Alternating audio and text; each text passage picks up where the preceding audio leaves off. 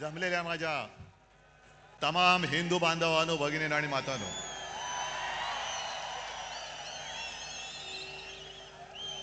आपल्या परंपरेप्रमाणे सर्वांना दसऱ्याच्या पहिल्या प्रथम मी शुभेच्छा देतो. विजयादशमीच्या शुभेच्छा.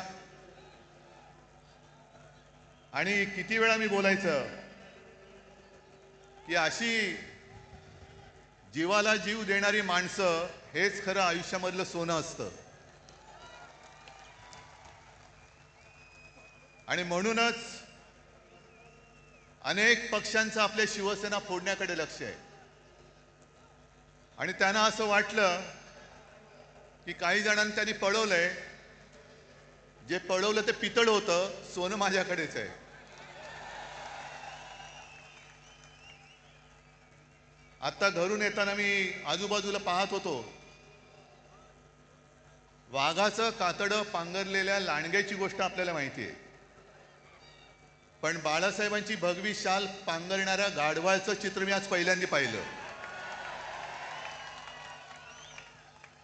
गाढवावरती किती शाली टाका, गाढव ते गाढवच. आणि जसं आता संजय राऊत यांनी उल्लेख केला, अमित शहांचा जोड्याचं भार वाहणारे गाढव. जाऊ द्या, त्यांना जोडे लाख लाभोत. जनता पण मारणारे एक दिवस, तो दिवस पण काही लांब नाहीये. आज मुद्दामून ही सभा हा मेळावा अनेक जण सांगत होते की कसा घेणार.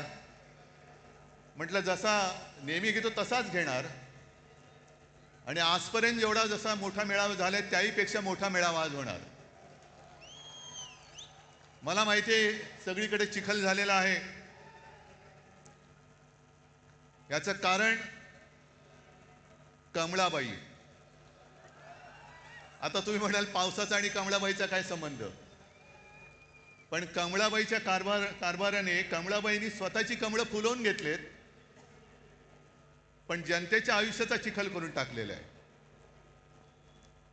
आणि अंबादास, तुम्ही शेतकऱ्यांचा विषय पूर्ण मांडलात. जी हालत शेतकऱ्यांची झाले त्याची थोडीशी चुणूक आपल्याला येईल या पावसात भिजताना आणि चिखलात बसल्यावरती. घरादाराचं संपूर्णपणे चिखल झालेला आहे त्यांच्या. शेतकऱ्याची शेतजमीन तर वाहून गेलीच, पण घरादारामध्ये सुद्धा चिखल घुसलेला आहे. राहायचं कुठे. शेतकरी जो आपल्याला अन्नधान्य देतो, 2 घास देतो, तो शेतकरी आज विचारतोय की आम्ही खायचं काय. ही अशी परिस्थिती यापूर्वी कधी आलेली नव्हती. हे एवढं मोठं संकट.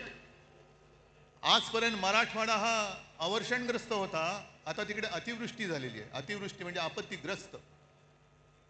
आणि मी तुम्हाला सगळ्यांना आवाहन करतोय, सर्व शिवसैनिकांना आवाहन करतोय, हे संकट फार मोठं आहे. जसं लिंबाळा दाऊला भूकंप झाला होता आणि शिवसेनेने एक गाव आपण दत्तक घेतलं होतं. राऊते साहेब तुम्ही होतात, खैरे साहेब होते. आपण अर्थात आपल्याकडे सरकार नाहीये, पण जी काय करता येईल ती फुल ना फुलाची पाकळी ही मराठवाड्याच्या शेतकऱ्यासाठी आणि उद्ध्वस्त झालेल्या नागरिकांसाठी देऊ. अगदी मोठी बाग जरी नाही तरी काही जणांच्या आयुष्यात एखादं फुल जरी आपण फुलवू शकलो तरी मी म्हणेन आपल्या आयुष्याचं सार्थक झालं. हे करायला पाहिजे. कारण आजचे जे मुख्यमंत्री आहेत, मी काल मुद्दामून प्रेस कॉन्फरन्स घेतली. माणसं कशी बदलतात बघा. आपलं राज्य होतं तेव्हा हेच बोंबलत फिरत होते, ओला दुष्काळ जाहीर करा. आणि आता ते मुख्यमंत्री झाल्यानंतर बोलतायत की ओला दुष्काळी संज्ञाच नाहीये. नसेल, पण जनता संकटात आहे. खड्ड्यात घाला तुमच्या संज्ञा, पण त्यांना पहिले मदत द्या. मी कालही बोललोय, आधीही बोललोय, आजही परत बोलतोय की सगळे निकष बाजूला ठेवा आणि ज्यांचं नुकसान झाले त्या शेतकऱ्यांना हेक्टरी 50,000 रुपये मदत ही केलीच पाहिजे. ज्याप्रमाणे आपलं सरकार होतं तेव्हा मी कोणी न मागता, कोणताही निकष न लावता शेतकऱ्यांची कर्जमुक्ती केली होती.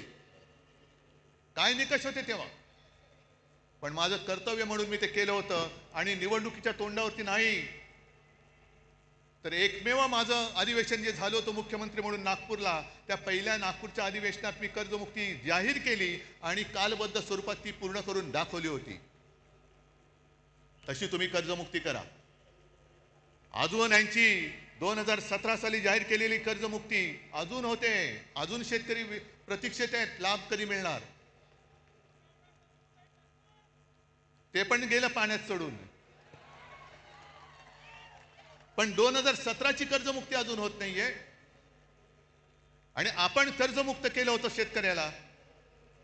दरम्यान कोरोनाचं संकट आलं आणि एक गोष्ट थोडीशी राहिली होती, ज्याची सुरुवात केली होती की जो नियमित कर्ज परतफेड करतो त्याला 50,000 रुपये प्रोत्साहनपर राशी म्हणून आपण त्याला द्यायला सुरुवात केली होती. आपण सुरुवात केली आणि या गद्दारांनी त्यांच्या राशी पळवल्या आणि निघून गेले सुरत गुवाहाटीला. म्हणून ते अर्धवट राहिलं. पण आज आपला हा दसरा मेळावा होतोय. आणखीन 2-4 दसरा मेळावे झालेत. बाकीच्यांबद्दल मला काही बोलायचं नाहीये, पण विशेषतः संघाचा जो दसरा मेळावा झाला त्या संघाच्या दसरा मेळाव्याबद्दल मी जरूर बोलणार आहे. कारण 100 वर्ष ही काही थोडी थोडीची वर्ष नाहीये. आज काय योगायोग आहे कल्पना नाही मला, पण संघाची 100 वर्ष पूर्ण होत आहेत आणि नेमकी गांधी जयंती आहे. हा काय योगायोग म्हणायचं की काय मला कळत नाही. पण जशी संघाला 100 वर्ष होत आहेत, तसेच आज एक ज्येष्ठ स्वातंत्र्य सेनानी म्हणा, समाजसेवक म्हणा, जी पारेख यांचं दुर्दैवी निधन झाले. त्यांना सुद्धा मी आपल्या सर्वांच्या वतीने एक आदरांजली आणि श्रद्धांजली वाहतो. कारण अशी लढणारी माणसं आता कमी होत चाललेली आहे. जो लढेल तो तुरुंगात जाईल, ही अशा पद्धतीने यांची सरकारची आता नीती आणि वाटचाल सुरू झालेली आहे. जसं तुम्ही सगळ्यांनी बघितलं असाल की या कालच्या अधिवेशनात जनसुरक्षा कायदा आणला गेला. सर्वांनी विरोध केला. आपण केलाच पाहिजे, तो लागू होऊ देता कामा नयेच. मुख्यमंत्र्यांनी आणि त्यांच्या चेला चपाट्यांनी त्याची मखलाशी केली की हा कायदा असं काही एकट्यासाठी नाही, सगळ्या संघटना जर कोणी अति डावे, कडवे डावे, आम्ही कडवे डावे वगैरे ओळखत नाही, आम्ही देशद्रोही आणि देशप्रेमी दोनच जणांना ओळखतो. पण तुम्ही नुसतं आम्हाला तोंड देखल्या काहीतरी कारण सांगणार असाल तर उदाहरणासकट सांगतो की कसा गैरवापर होतोय. सोनम वांगचुक, एक चांगला देशभक्त सोनम वांगचुक या माणसाने अतिशय दुर्गम भागात, लेह लडाख, जिकडे कडाक्याची थंडी, नुसती कडाक्याची नाही, हाडं मोडतील अशी थंडी असते, त्या थंडीमध्ये आपले जवान नीटनेटके राहावे, त्यांना काहीतरी उबदार एक आडोसा मिळावा म्हणून सोलार टेक्नॉलॉजीवरती त्यांना छावण्या बांधून दिल्या. ती टेक्नॉलॉजी त्यांनी दिली. पाण्याचं दुर्भिक्ष होतं, ते दुर्भिक्ष होऊ नये, पाणी मिळालं पाहिजे म्हणून त्यांनी आईस तुपाची योजना आणली. काल परवापर्यंत जे मोदींची स्तुती करत होते, पण त्यांनी आंदोलन सुरू केलं का? न्याय हक्कासाठी. लेह लडाखला न्याय हक्क मिळालाच पाहिजे.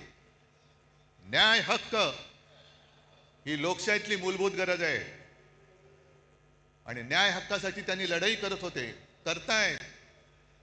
उपोषण चालू ठेवलं होतं, पण सरकार ढुंकून बघायला तयार नाही. मग पेटले सगळे. काय त्याला आता जेनजी जसं नेपाळमध्ये पेटले, लेह लडाखमध्ये रस्त्यावरती आले आणि मोदी बाबांनी त्यांना सरळ उचलून रासुकाखाली आत टाकून दिलं. जा, 1 वर्षाचा बाहेरच पडणार नाही. हा जनसुरक्षा कायदा, हम करे सो कायदा, तोच आपल्याला तोडून मोडून टाकायचा आहे. तोच तोडून मोडून टाकायचा आणि टाकलाच पाहिजे.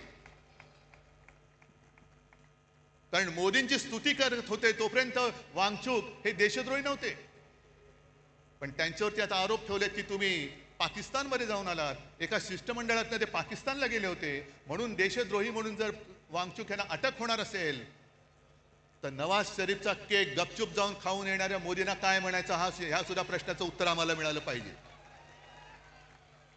न्याय हक्क मागणं हा या देशामध्ये देशद्रोह होतोय. आणि म्हणून काही वेळेला असं वाटतं की या सगळ्या कमळाबाईंनी चिखल करून ठेवलाय. जो म्हणतोय ते तुम्हाला तर कळेल. एक एक गोष्टी मी तुम्हाला सांगेन तसं.